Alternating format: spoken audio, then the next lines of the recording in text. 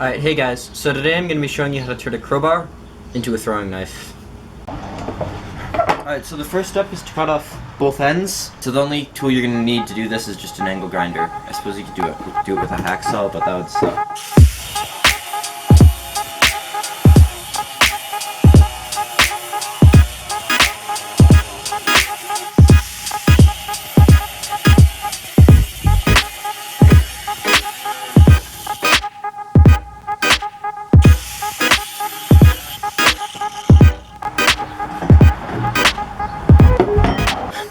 So once you're left with this, you're ready to move on to the next step.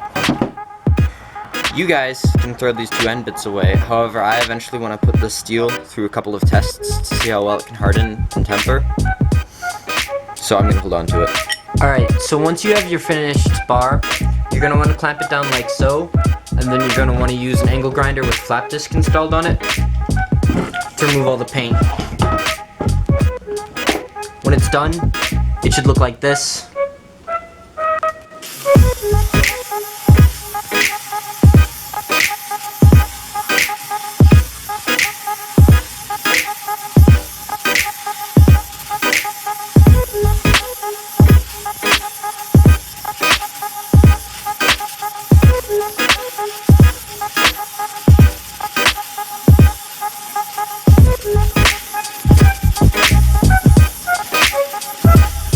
But just a quick little demonstration as to how hot this stuff gets when it's being struck.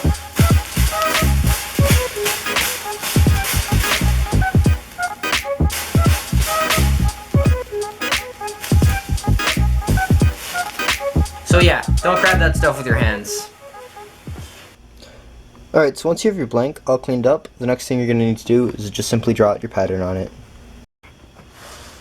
Alright, so normally I'd like show you a clip of me cutting out the thing or whatever, but I lost my tripod, so I guess you're just gonna have to deal with not being shown that. Alright, so cutting out the knife is super duper simple. You just kind of, chop off the corners there and there, and there, and there. Right, but to deal with the handle, what you're gonna want to do is use your angle grinder. It's got these little slits, and then cut along them like that. Also, when you're done cutting all this stuff out, you're going to want to sweep and or get a giant magnet like I have, because, don't really want to step on any of that. That'd be bad. Kind of ruin your day, just a little bit. Alright, so yeah, once you get your knife all cut out, you're going to have to clean up the sides, because, that wouldn't be comfortable to hold or anything like that. I mean, if you really wanted, you could try and throw it now, but I'd suggest you clean it up.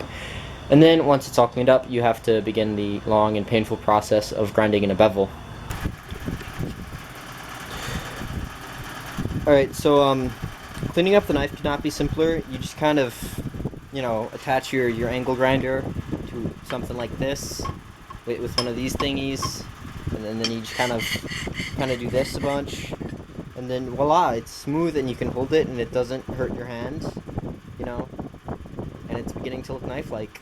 Grinding the bevel couldn't be simpler. Again, you just kind of do this over and over and over and over and over and over and over again.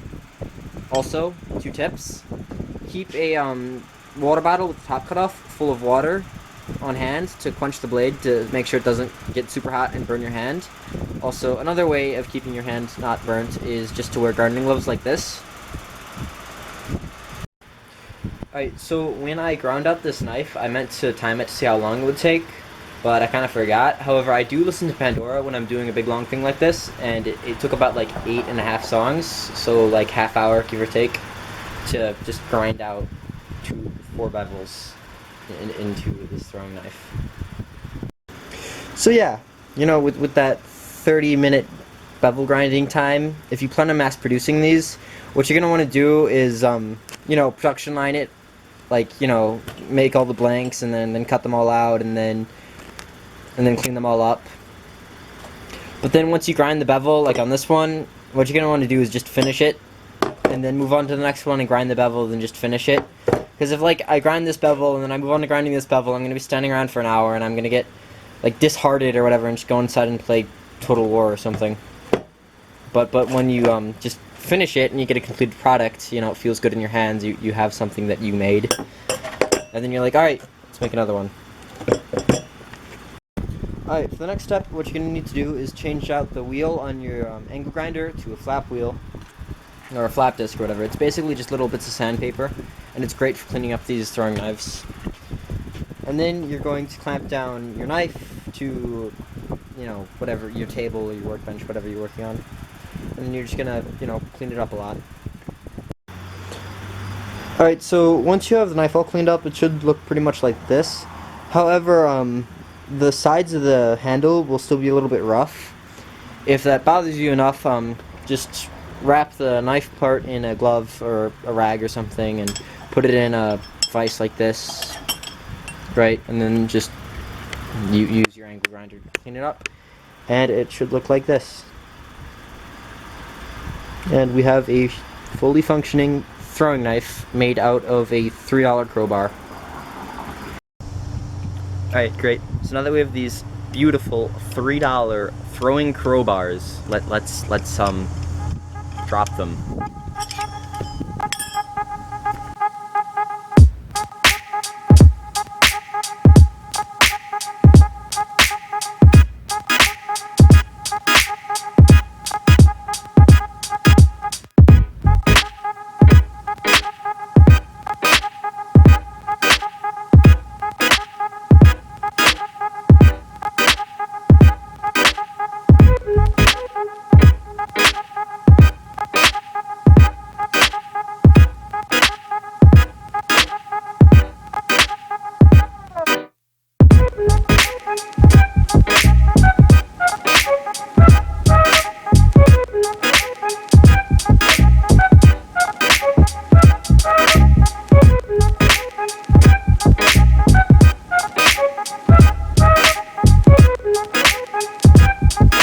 Alright, so now that we're safe from tree beard here, let's try out these knives on these two 100% Zombie Go Boom approved zombie skulls I got in the mail yesterday. I'm pretty pumped.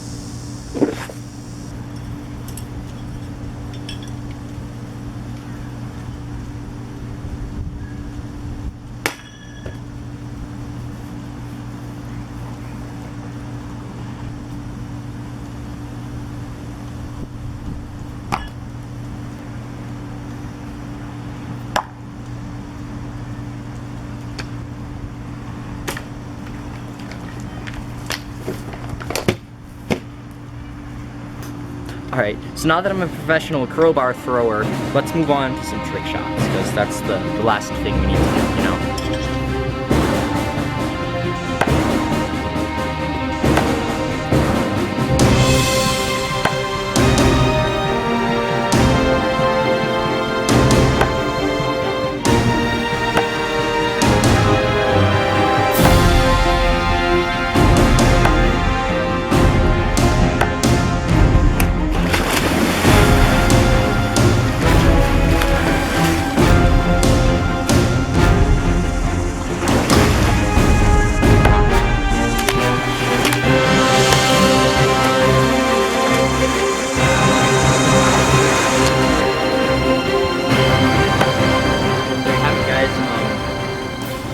throwing knives made out of $3 crowbar. What? $3 crowbars. I mean, these hand-forged katanas were built out of only the most quality material. And while I forged them, I folded each and every one of them like over 9,000 times. And when I was forging them, spirits of old people appeared to me and told me how to do it. So I was using all the correct ancient techniques. Also, these katanas are so strong, you could probably chop a tank in half with one of them pretty easily. You know, maybe 2 tanks if you're really pushing it. Also, they get that tank chopping power from the fact that I quenched each and every one of them in the blood of my enemies, like 10 enemies apiece. That's like 40 enemies that it took to build these 4 katanas. It's pretty brutal. Alright, jokes aside, making these knives was a lot of fun, and throwing them is really gratifying, especially when you get them to stick, you know, because it's your own work that you made and it stuck into a tree, which is pretty neat. Anyways, the big point is when you throw them right, they stick. When you don't, which is more often than not with me, they go bouncing off in random directions. And most of the time I can pay attention to where they land and just go pick them all up. But every once in a while you'll lose one, and then a couple days later you'll find it and it looks like this, which I'm gonna have to clean up and all. Also, my parents don't really like having knives lost in their lawn. So in order to combat that, I've decided I'm going to be painting all the knives red, right? Painting them's really easy. You just need tape and spray paint, and I suppose newspaper too, but it's not difficult to get. Anyways, so yeah, it makes them more visible. Also, I think it gives them a cool look, because while they were still wet, I dabbed them with the newspaper, and then once they've dried, I sand them a little bit, so it gives them a nice little like post-apocalyptic look, which is I don't know, I think it looks better than just a flat gray like this, or a shiny gray like this.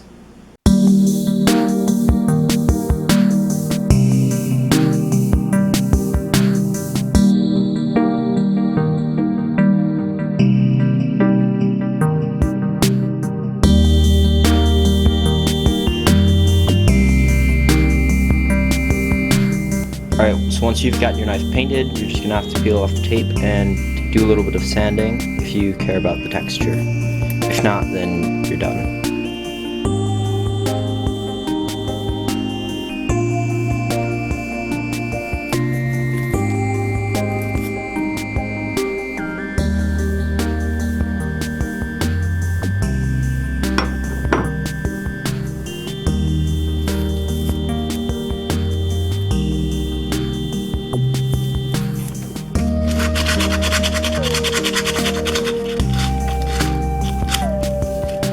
Quick little side note, when you've spray painted it and it's on just newspaper,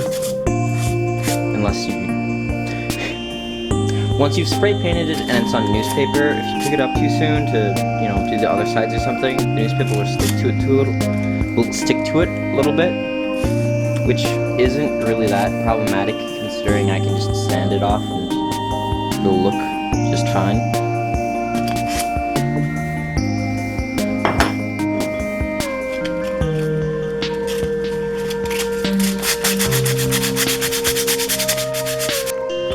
Alright, so that's about it for this build. However, before we go, I have a couple things I really want to say. I've been wanting to make a YouTube channel for a really long while now, and that's exactly what I would like to make this.